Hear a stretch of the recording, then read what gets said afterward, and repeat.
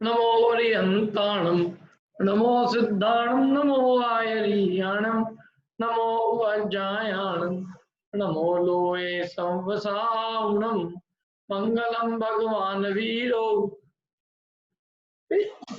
मंगलम गौतमो गणी मंगलम कुंद कुंदाद्यो जैन धर्मोस्तु मंगलम सर्वमंगल्य मांगल्यम सर्वकल्याणकारकम सदानां सर्वधर्माणां जैनम जयतु शासनम जैनम जयतु शासनम सॉरी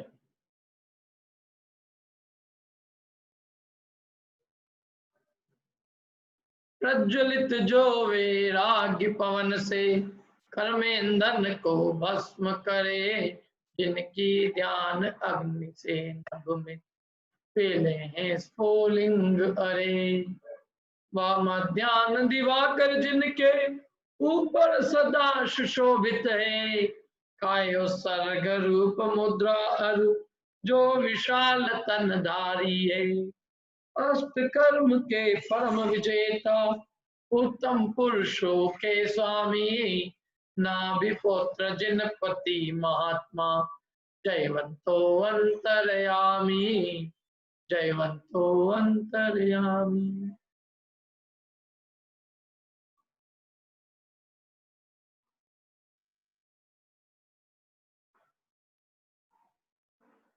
कोई प्रश्न किसी को?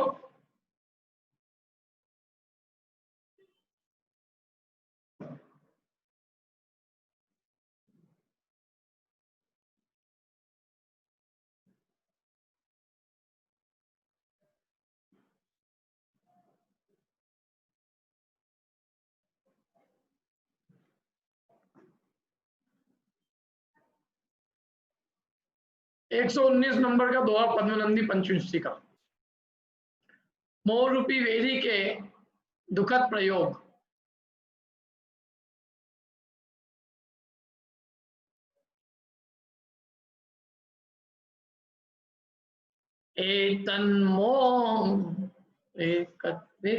एतन्मोह ठक प्रयोग विहित भ्रांति भ्रम चक्षुषा अश्यतेष जनो समंजस मस बुद्धिर्ध्रुवं व्यापदे अपेतान विषयान अनंत नरक क्लेश प्रधान स्थिरा यत् शाश्वत सुख सागरा निवसता चेत प्रियान मन्यते।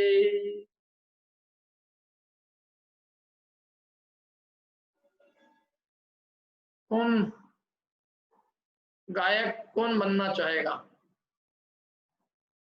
गायक चाहिए, गायक थोड़ा।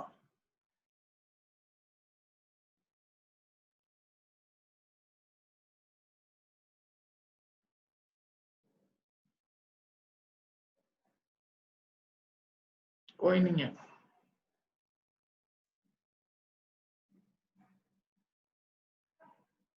देखो मैं बोलता हूं।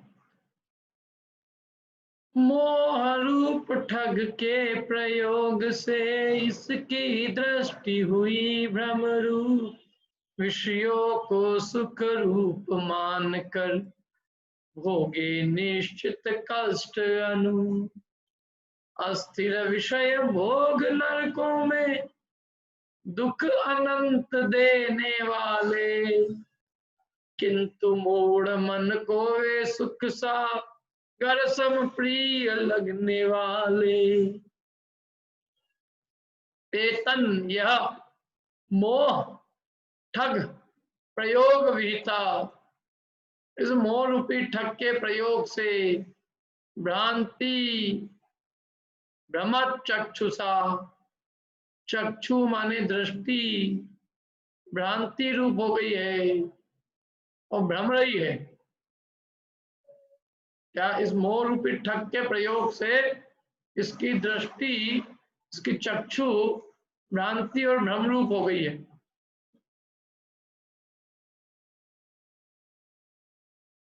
पश्यति देखता है, एश माने यह, जनो माने जन संसार, असमंजस मसद असमंजसम, असमंजसम,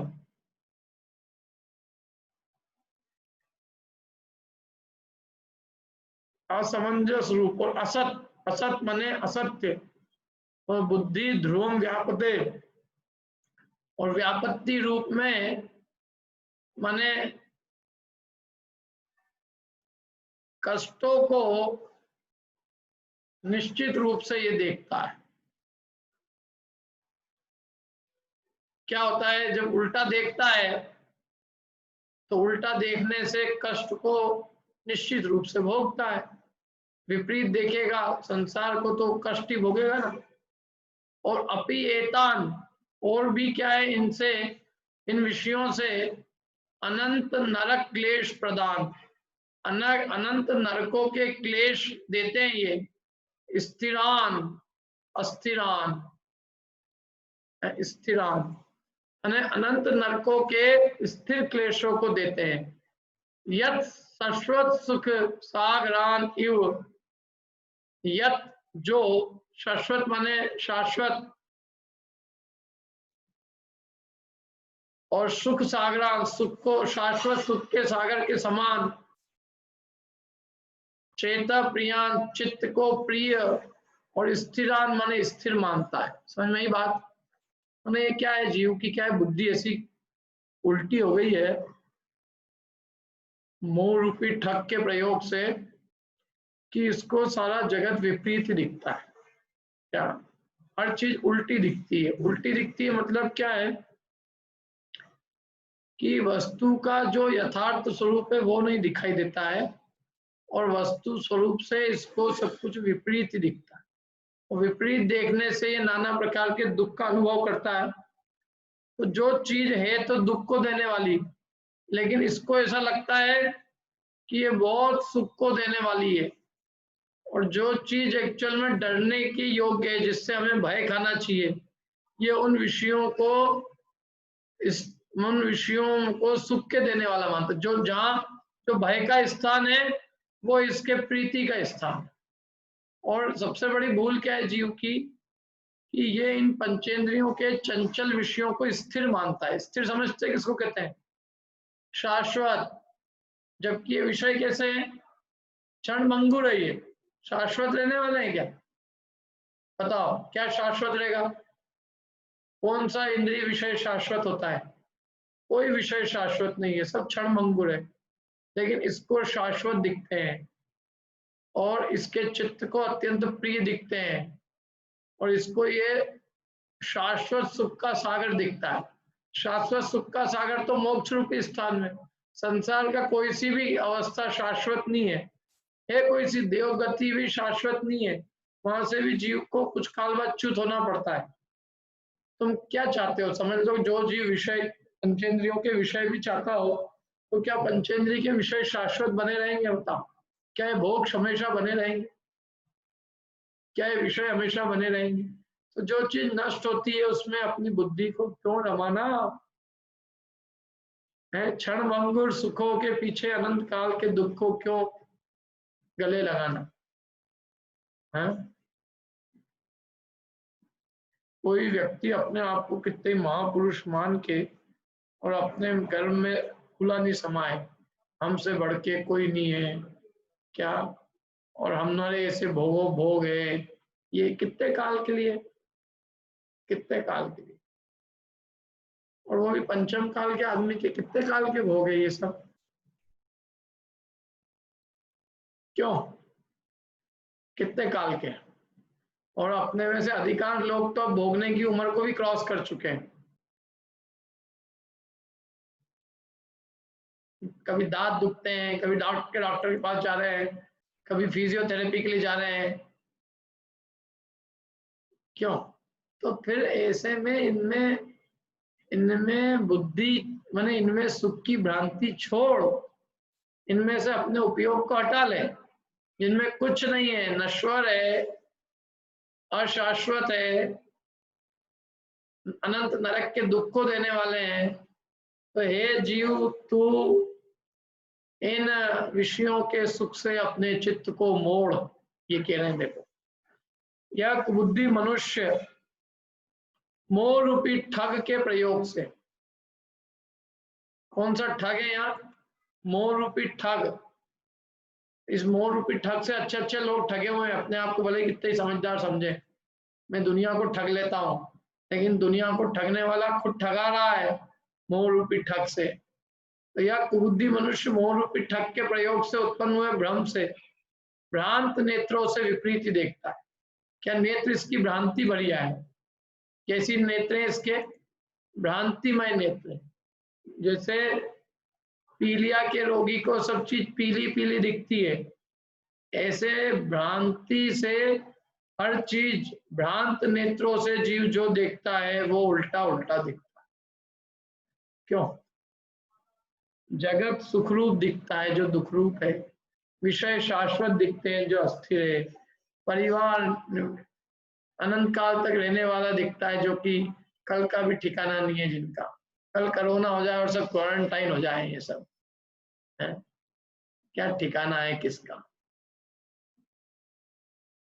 सारी चीजें बहुत चंचल है। देखो बिजली के समान चंचल है ये सारी चीजें, लेकिन जीवों को चंचल नहीं दिखती, स्थिर दिखती।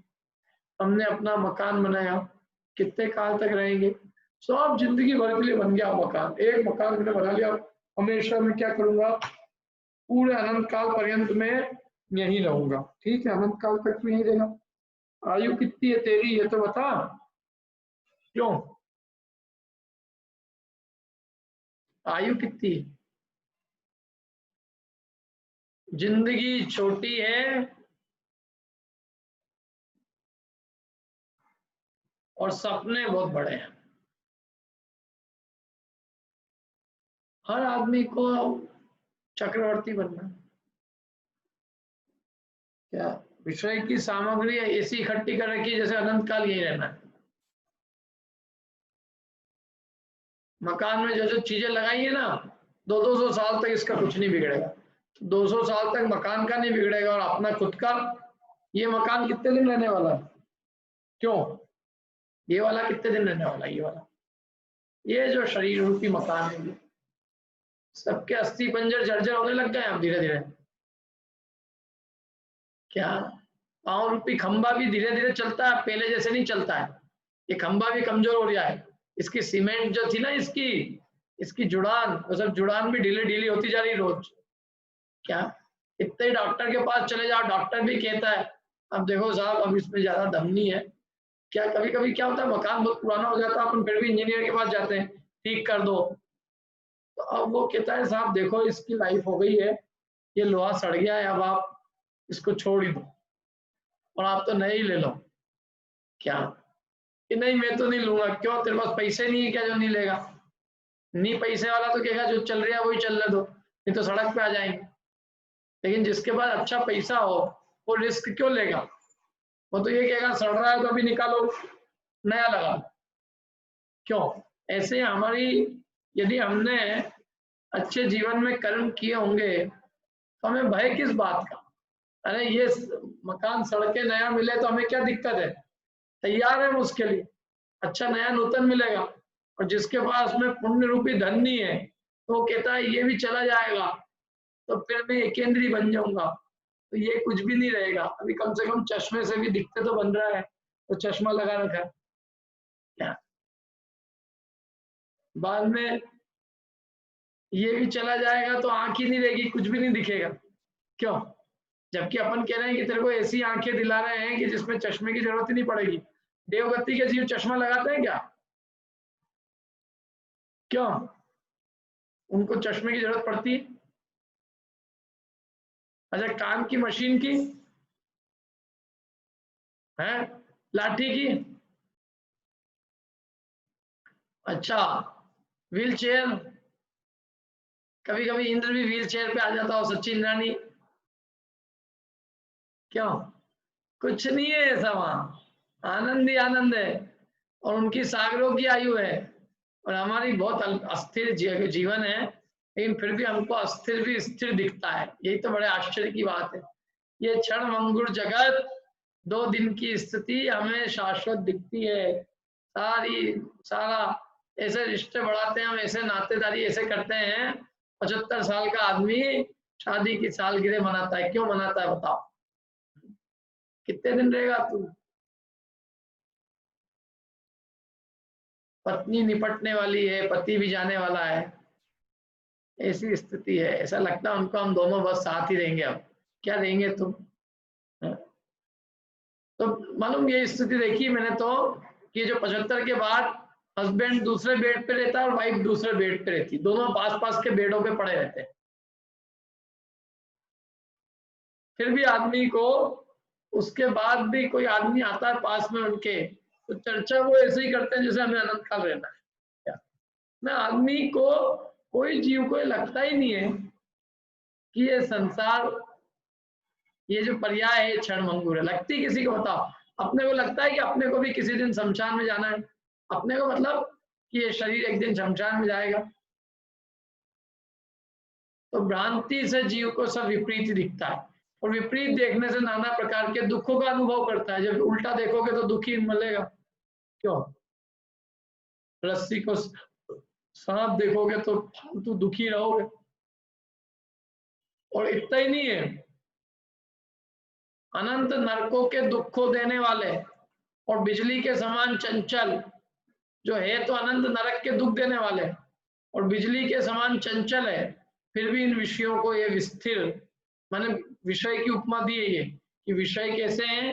अनंत नरकों के दुखों को देने वाले और बिजली के समान चंचल है, क्षण भंगुर है बिल्कुल, देखते देखते ये विषय नष्ट हो जाते हैं। फिर भी ये जीव इन विषयों को स्थिर मानता है, निरंतर सुख के देने वाले मानता है, जबकि इनसे तृष्णा रूपी अग्नि निरंतर बढ़ती जाती है और उससे बहुत जलता है, अंदर में धधकता है, वहां दुखी होता है, निरंतर दुख भोगता है अपनी विषयों की तृष्णा का और आकुलित होता रहता है। लेकिन फिर भी उनको ये सुख को देने वाले मानता है, विषयों को जीव सुख को देने वाला और चित्त के लिए प्रिय मानता है, जबकि वो इसके चित्त को दुखाते हैं। भावार्थ, जिस प्रकार कोई वेरी किसी मनुष्य पर मंत्राधिक का प्रयोग करता है तो उससे उसके नेत्र घूमने लग जाते हैं। होता है कि नहीं होता? ये किसी को ऐसा कोई एग्जाम्पल मालूम है? कभी किसी के साथ हुआ ऐसा? क्यों? अरे कभी आपने सुना किसी का भुड़की डाल दी, आंख में पैसे ले गए? बहुत होता रहता है, मंदिरों में होता रहता है आजकल। और तो क्या समोशन? हाँ, अनुराधा जी कुछ बता रही, बताओ, बोलो अनुराधा जी। उस मोक्ष मार्ग प्रकाशक में मोहन धूल का उदाहरण दिया ना। हाँ, मैं तो अभी आपको रियल उदाहरण, आप तो मोहन धूल का कह रहे हो, हम तो अभी बताते हैं, देखो एक दो लोगों ने। हाँ, क्या कह रहे हैं अनुराधा जी? अरे अनम्यूट करो पहले, अनम्यूट। हाँ बोलो। रियल भी बहुत है सर, ट्रेन में जैसे बुर्की लगा दी, बहुत सुना है ऐसा। हाँ, अरे हमारे तो ये मंदिर, समोशन मंदिर का, एक समोशन मंदिर से संबंधित कंचन बाग के घर में घुस के किसी के साथ हुआ ऐसा, ऐसा सुनते हैं, रियल तो नहीं पता। कंचन बाग में किसी के घर में घुसी एक कोई वृद्ध महिला थी और वो वृद्ध महिला को ऐसा कुछ किया उसको, और उसने अपने हाथ पे कंगन आदि दे दी। मेरी खुद की सगी नानी है ना, सगी नानी, चलो और तो किसी की छोड़ो, मेरी नानी जो है तो हमारे मामा ने उनको बहुत लाखों रुपए के खूब बहुत महंगे मूल्य के आभूषण दिलवा रखे। बहुत, क्या हुआ? यही हुआ, और क्या हुआ? अब क्या बोलो, अपन तो भाई क्या ना, जैसा कि अपने अपने परिणाम है, देखो किसी को कुछ नहीं बोल सकता। अब मेरे समझ में ही नहीं आता इस उम्र में तुमको, जब नाना जी भी चले गए, वो तो ऊपर स्वर्ग से देख लेंगे तुम्हारे आभूषण है, तुमको किसको दिखाने थे?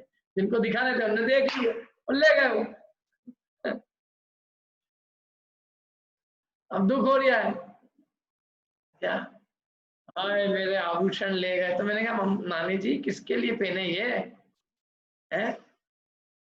नहीं, अपने को दिखना चाहिए, सेठ जी है, सेठानी है, सेठानी माँ है, सेठानी माँ है तो सेठानी माँ जैसे काम हुआ फिर है।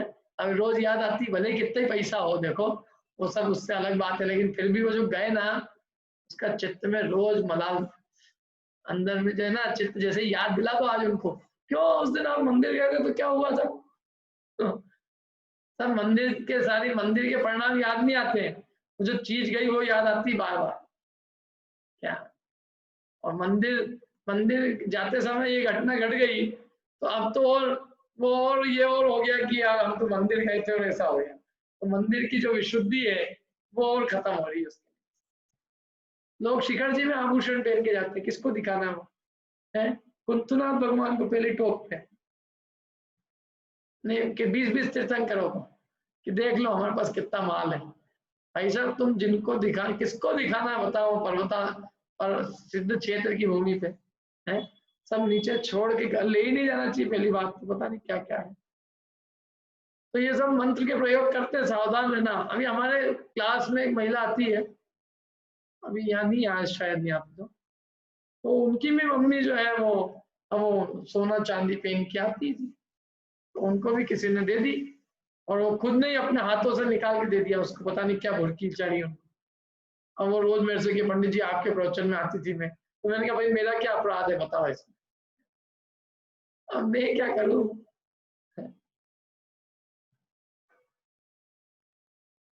अब वो क्या है, वो प्रवचन की तो एक बात ध्यान नहीं आती है, लेकिन ये जरूर ध्यान आता है कि इनके प्रवचन में हम आए थे और हमारी सोने की चेन हो। इसलिए मैं तो सबसे कहता हूँ भैया मेरे प्रवचन में मत पहन के आया करो, नहीं तो कल से मेरे को अपराध नहीं होगा क्या।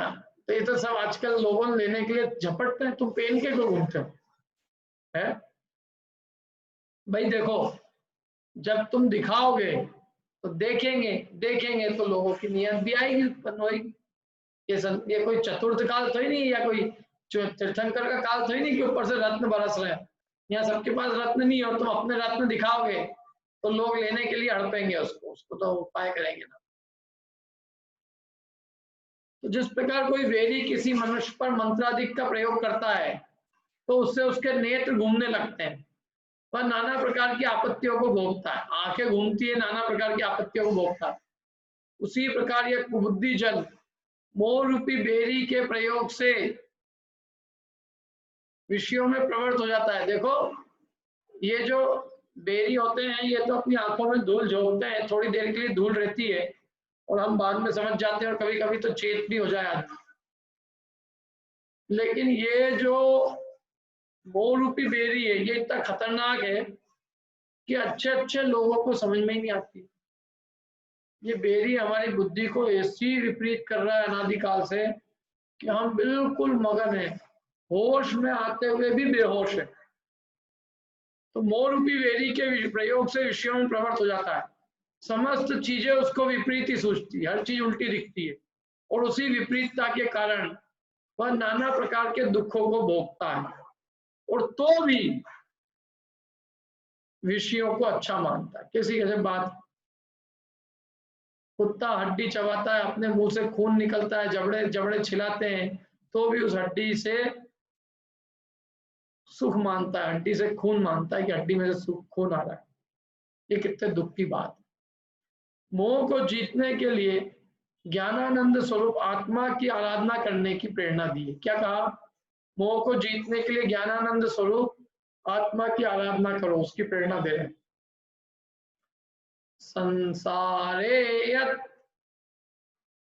संसारेत्र घनाटुवि परिसरे मोहस्त कामिनी क्रोधाद्याश्च तदीय पेटकमिदं तत्सन्निधो जायते प्राणी तद्विहित प्रयोग विकला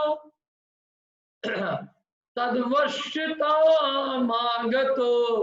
न स्वं चेतयते लभेत विपदम ज्ञातु प्रभो तथ्यताम्।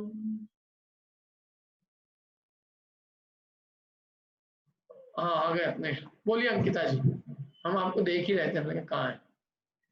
इस संसार महाटवी परिसर में मोह ठग है, जीवों को ठगने की सामग्री क्रोधादि समीप रहे। मोह मंत्र से प्राणी उसके वश में व्याकुल होते हैं, निज को जाने बिन दुख पाते, अतः जिनेश्वर शरण गए। इस संसार महाअटवी परिसर में महामोह ठग है, जीवों को ठगने की सामग्री क्रोधादि समीप रहे। मोह मंत्र से प्राणी उसके वश में व्याकुल होते हैं, निज को जाने बिना दुख पाते, अतः जिनेश्वर शरण गए। इस संसार रूपी विस्तीर्ण वन में ठग तो मोह है, और ठग के पास में ठगने की सामग्री क्या क्या है सुनो। स्त्री एक तो ठगने की सामग्री, क्रोध है, मान है, माया है, लोभ आदि कषाय है, ये सब उसके पास ठगने की सामग्री है। इनको ठगने की, प्राणियों को ठगने की सामग्री है। अर्थात स्त्री क्रोध आदि कारणों से वह प्राणियों को ठगता है, और प्राणी उसके प्रयोग में विकल होकर उसके अधीन पड़े रहते हैं, अपने स्वरूप को भी नहीं जानते, बेचारे अपने आप को भूल जाते हैं। अरे अच्छे अच्छे राजकुमारों को ये बचपन में लोग उठा ले जाते हैं और ऐसा कर देते हैं उनको बिल्कुल अपने आप को ही भूल जाए आदमी, अपनी कुछ याद भी नहीं रहे। बहुत दुख देते हैं भैया, अपने स्वरूप को भी नहीं जानते हो जी, तथा नाना प्रकार की आपत्तियों को सहते हैं।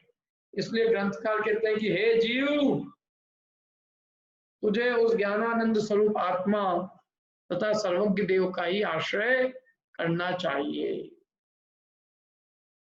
देखो लिखा, संसारे अत्र घनाटवी परिसरे, इस घनाटवी, अटवी माने जंगल, इस घनघोर जंगल रूपी परिसर, इस घनघोर संसार रूपी जंगल परिसर में मोह ठगा, मोह रूपी ठग, कामिनी और क्रोधादि के द्वारा, कामिनी और क्रोधादि के द्वारा तदीय पेटकम इदम, पेटकम माने सामग्री, इदम तत्सन्निध हो जाए थे, उन सामग्री की सन्निधि को पाकर, माने उन सामग्री की निकटता से वो इन सब जीवों को ठगता रहता। और प्राणी तद विहित प्रयोग विकला, उसका उपयोग करने पर प्राणी क्या हो जाते हैं, विकल हो जाते हैं। तद वश्यताम आगत, और उसके वश में हो जाते हैं।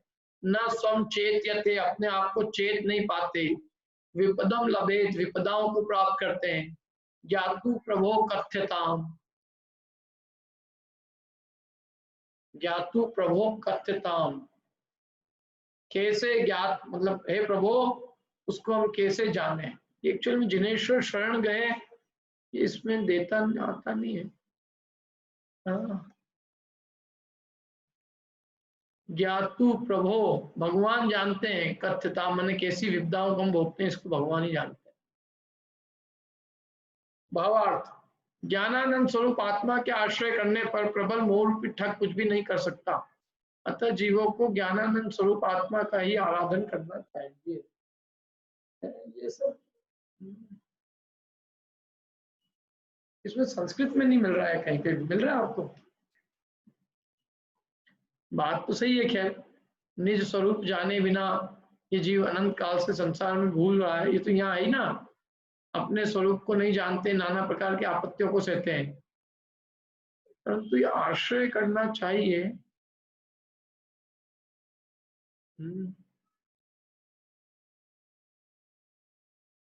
खैर बात तो सही है वैसे, जीवों को दो ही जीवों का आश्रय करना चाहिए ठगों से बचने के लिए। शुद्धातम और पंच गुरु जग में शरणों दो है। कौन कौन से हैं दो शरण अपने लिए, जिससे अपना मोह रूपी ठग कुछ भी नहीं बिगाड़ पाए। उनकी पास में रहेंगे अपन तो ये सब ठग अपना कुछ बिगाड़ नहीं पाएंगे। कौन के पास में रहेंगे, या तो पंच परमेश्वरी की शरण रहे या फिर अपने निज आत्मा की शरण। इन दो के पास रहने पर प्रबल मोह रूपी शत्रु कुछ नहीं कर सकते। एक उदाहरण दिया शास्त्र में, जैसे ये जो नेवला होता है, नेवला, ये नेवला सांप से कब लड़ता है मालूम है किसी को? बताओ, कौन बताएगा? नेवला सांप से कब लड़ता है?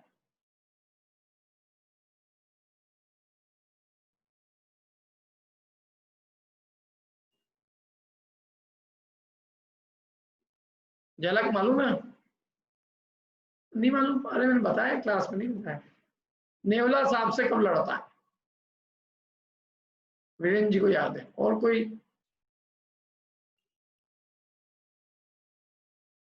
और किसी को नहीं मालूम? हाँ बोलो सौरभ। अच्छा, नहीं मैं बूटी बोल रहा था, सूंघने मुझे के बाद नॉर्मल इन्फॉर्मेशन थी। है अगर बूटी सूंघ लेता है, एक पेड़ के पास जो बूटी रहती है उसको सूंघ लेता है, उसके बाद लड़ता है। एक सेकंड रुको। हाँ बोलो। किसके नाम पे बूटी है? सूंघ लेता है ना, पेड़ के पास एक हाँ बूटी, ठीक। उसके बाद आपके लड़ता है। पीछे की बैकग्राउंड की आवाज काफी आ रही है उनसे। मैं टाइप कर देता हूँ, ऑफिस में टाइप कर देता हूँ। अच्छा अच्छा अच्छा, जी जी, पार्टनरशिप फॉर्म है ना।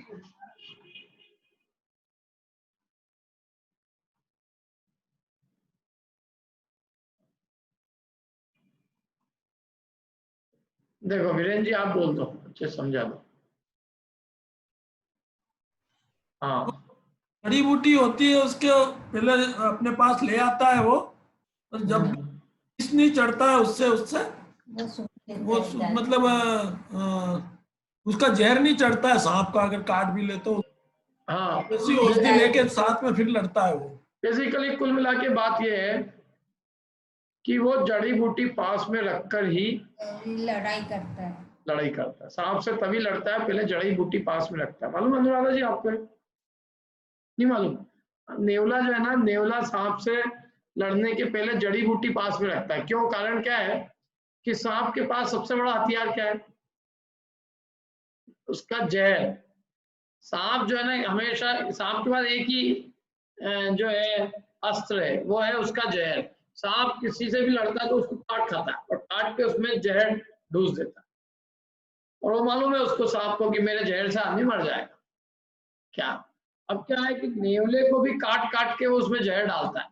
तो एक जड़ी बूटी होती, उस जड़ी बूटी को सूंघते यदि, मतलब नेवला यदि जड़ी बूटी सूंघता है तो जहर उसके शरीर में चढ़ नहीं पाता। जहर चढ़ने के पहले ही वो उसको सूंघ ले तो वो बराबर उसको कुछ भी नहीं बिगड़ता, वो जहर उतर जाता। तो क्या होता है कि सांप तो एक ही हथियार है, सांप क्या करेगा, ज्यादा ज्यादा काटेगा, बार बार सांप जहर डालेगा, और वो जड़ी बूटी पास में रख के बार बार उतनी देर में सूंघ गया था।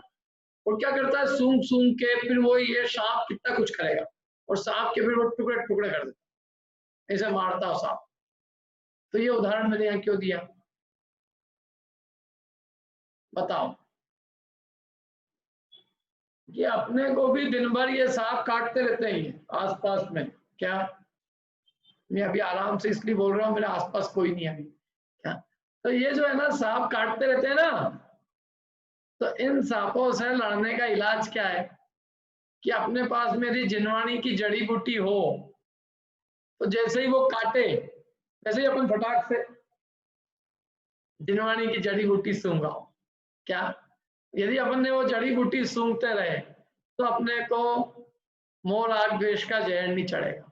और नई जड़ी बूटी सूंघी और जहर चढ़ गया तो फिर हम जड़ी बूटी के पास जाने लायक ही नहीं बचेंगे। इसलिए हमें प्रातः काल, मध्याह्न काल और सायकाल, पूर्व मध्य अपराह्न की बेला पूर्वाचार्यों के अनुसार तीनों काल हमको देव वंदना, भगवान जिनेन्द्र का शास्त्र कि उनके शास्त्रों का, ये देववंदना ही है, उनके वचनों को पढ़ना, उसका आदर करना, उसको हृदयंगम करना, ये उनकी वंदना ही है। तो तीनों काल जो जीव देव वंदना आदि करता है तो उसको ये मोह रूपी ठग, ये मोह रूपी ठग काट नहीं पाते। क्या उसको ये सारे जहर जो है चढ़ नहीं पाते मोह राग द्वेष, और वो बराबर अपने होश में रहता है। यदि आप जड़ी बूटी की सन्निधि में हो, यदि आप पंच परमेष्ठी और अपने आत्मा की शरण में हो, तो आपको मोह राग द्वेष का नशा चढ़ नहीं पाएगा। और नहीं तो ऐसा नशा चढ़ता है, जीव किसी को कुछ नहीं देखता, ओ भगवान भगवान क्या क्या मतलब उसको मजाक में लेते लोग। तो ये मोह रूपी नशे में मदमत्त हो, क्या विषयों के नशे में मदमत्त हो, उसके पहले हमें दो की आराधना करनी चाहिए, दो का आश्रय करना चाहिए। सबसे उत्कृष्ट आश्रय अपने ज्ञान स्वरूप आत्मा का, और उसका आश्रय लेने के लिए पंच परमेष्ठी का, सर्वज्ञ देव का, उनका आश्रय करेंगे, उनकी आराधना करेंगे तो ये मोह रूपी ठग हमारा कुछ भी नहीं कर सकेगा। अब आगे पढ़ते देखो, मोह चक्रवर्ती की बड़ी कठोर आज्ञा है। ऐश्वर्यादिगुण प्रकाशनतया मूढ़ा ही ये कुर्वते सर्वेषां टिरिटिल्लितानि पुरता पश्यन्ति नो व्यापद विद्युल्लोलमपि स्थिरं परमपि स्वं पुत्रदारादिकं मन्यन्ते यदहो यदत्र विषमं मोह प्रभो शासनम।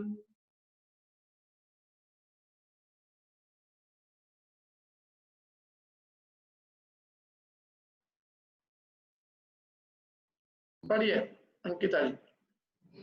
ऐश्वर्यादि प्रकाशन हेतु मूढ़ करे पर का उपहास, कहे दुर्वचन किंतु नहीं देखे नरकादि विपत्ति पास। भिन्न तथा चंचल पुत्रादिक को अपना रुद्र माने, मोह चक्रवर्ती की यह आज्ञा महाविषम जाने। हाँ, कितना एक एक लाइन क्या बढ़िया लिखी है। ऐश्वर्य के प्रकाशन हेतु मूढ़ लोग दूसरों की हंसी करते हैं, दूसरों का हंसी मजाक करके और दूसरों का हास्य करके तिरस्कार करके, और वो ये समझते हैं कि हम अपने ऐश्वर्य को प्रकाशित कर रहे हैं, और दुर्वचन कहते हैं वो दूसरे को, और दुर्वचन कह के समझते हैं कि हम बड़े हो रहे हैं, किंतु वे नरकादि विपत्ति जो पास में उसको नहीं देखते हैं। और चंचल और भिन्न अपने से पुत्रादिक को अपने मानते हैं और ध्रुव मानते हैं, माने अपने परिवार को क्या मानते हैं, वो अपने परिवार को स्थिर मानते हैं और अपने परिवार